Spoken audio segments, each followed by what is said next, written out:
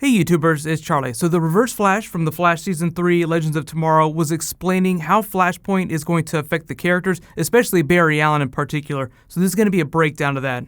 So the really cool thing is that Matt Letcher was doing some interviews around Comic-Con and explained a little bit about the Reverse Flash's context for Flashpoint in The Flash Season 3. So everybody knows the Reverse Flash hates the shit out of Barry Allen. But in Season 1 and Season 2, they kind of brushed over as to why that is. Like, you know that they have history together, the Flash has been battling against him for a long time, but they're very vague about all those adventures. Just to make as many references as possible, this new Flashpoint wrinkle in time is just another reason why the Reverse Flash is going to hate Barry Allen. Because a person like Barry, who is a hero, someone that people are supposed to look up to, uphold the ideas of what heroism is, be this Justice League level character above reproach, but he does something selfish and terrible like setting off this Flashpoint storyline. And there are almost no consequences to him whatsoever. Everybody still loves him, everybody still thinks that he's the hero, so the Reverse Flash is just like, God damn it, you are the villain of this story, not me. So just one more reason why Eobard Thawne is gonna hate the shit out of Barry Allen. Just throw another log on the bonfire that is his hate for the Flash family.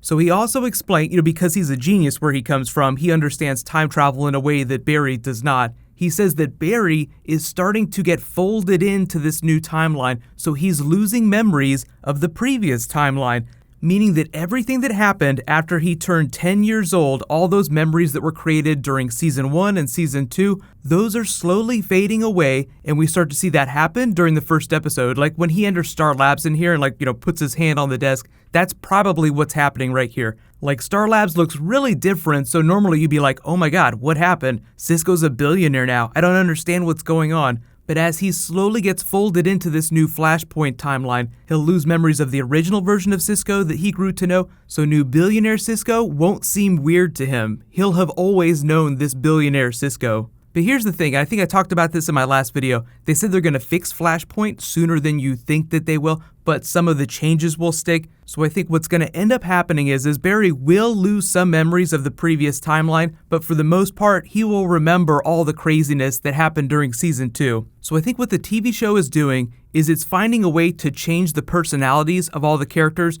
without losing the memories of what happened during Season 2. Like, think about the arc that Caitlin was on. Think about all that she suffered and how she grew from that. If they were to take Flashpoint straight up, it would completely invalidate everything that happened to her during Season 2. It would have meant nothing. So I think that's what they're stopping short of. They're giving you a new Caitlin that's full of all kinds of potential. Maybe she'll become a version of Killer Frost, maybe she won't. They'll give you all these other new versions of characters in a really fun way without completely dumping on what happened during Season 2. So before Barry completely forgets everything that happened during Season 2, I think that's when Flashpoint will be fixed. So my earlier prediction is that's going to happen before the mid-season finale. It could totally happen even faster than that. But keep in mind that the big 4-night crossover is going to happen around episode 8. So whatever they're going to do, it's probably going to happen before the 4-night crossover, because there is a big question as to how Flashpoint affects Barry going to the other Earths, because if he forgets about going to Kara's Earth, then he won't know who Kara is when she comes back during the 4-night crossover. So what they'll probably end up doing is fixing Flashpoint right before the big 4-night crossover. So let me know in the comments,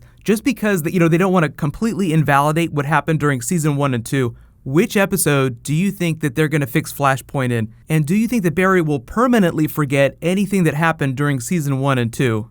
I think part of the curse of the hero is that you remember all the bad stuff that happened. Like, there's a lot of good stuff that happened during Season 1 and 2 that it would really suck if he forgot it, but there's also a lot of terrible stuff too. So it's kind of a blessing for some characters. Like, Cisco might not remember being murdered by the Reverse Flash in cold blood. That would definitely be a blessing for him, but it was a big part of his arc. So just remains to be seen what gets forgotten and what they carry forward.